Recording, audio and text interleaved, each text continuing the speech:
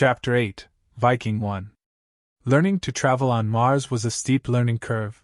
It took them 4 days' travel to reach the Viking 1 landing site. As a result of the reduced air pressure, the weathering since she landed in 1976 was minimal. Only a thin layer of sand had built up on the many surfaces from the thousands of dust devils that roamed the barren surface in the intervening years. Viking 1 was the first of 2 spacecraft, along with Viking 2, sent to Mars as part of NASA's Viking program. On July 20, 1976, it became the first spacecraft to land successfully on Mars and perform its mission, and it held the record for the longest Mars surface mission of 2,307 days, over 6¼ years, or 2,245 sols until that record was broken by Opportunity on May 19, 2010. "Wow, I'm a record holder," said Opportunity. "I didn't know." "You certainly are, Opportunity, and with you new upgrades I can't see that being beaten for a while," replied Graham.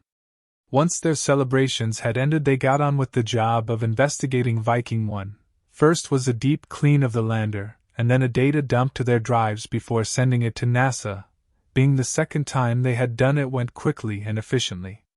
When eventually NASA replied, they confirmed that Viking may first have also been meddled with.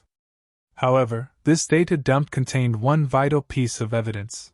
A low-quality black and white image hinted at a form in the frame. It was not possible to see what it was exactly, but it was definitely not a rock. Based on this and their first data dump, NASA advised that Graham and Bouncer should next locate Pathfinder and Beagle, as Beagle 2 was a complete failure mission and could provide good insights into this meddling Martian entity. "Wow, guys, that could be the first evidence of life on Mars," said Bouncer. "How good would that be?"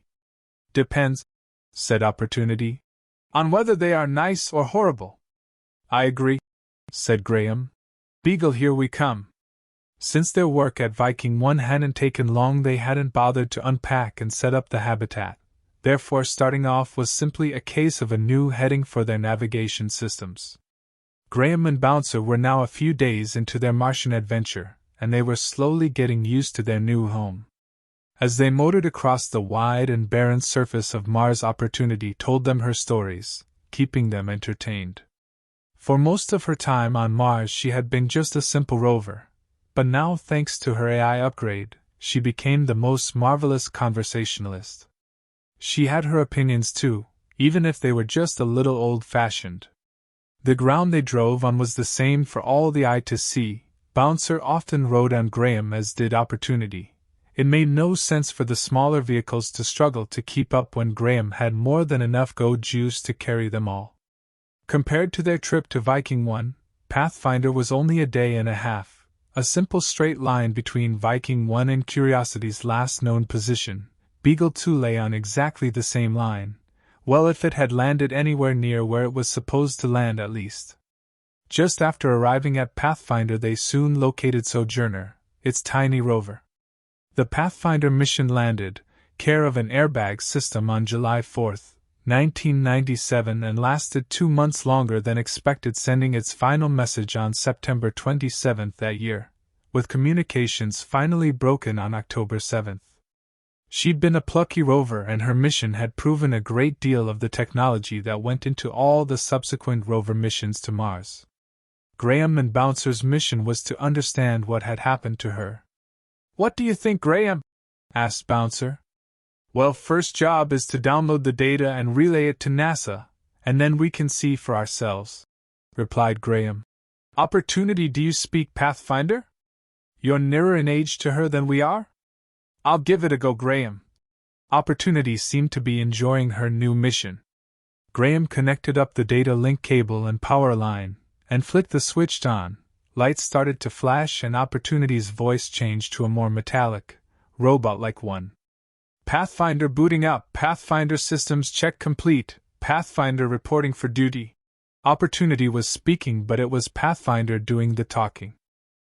"Hello, Pathfinder," they said. "How are you?" asked Graham. "I am fully functional, but how can I be talking?" Pathfinder replied inexorably. "You are patched through to Opportunity, one of your cousins." said Graham.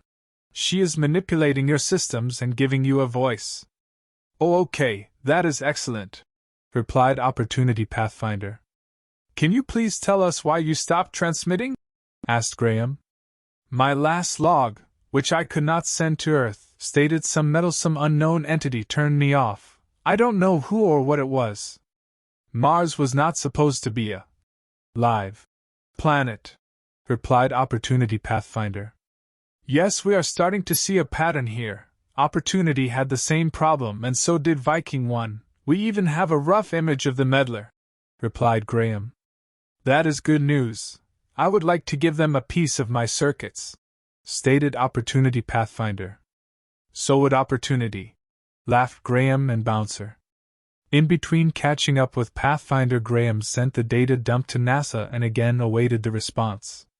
2 hours later the answer was just as Viking 1, with further instructions to proceed to Viking 2 via Beagle 2 and then on to Curiosity. With the coordinates loaded into the navigation system they were ready to go.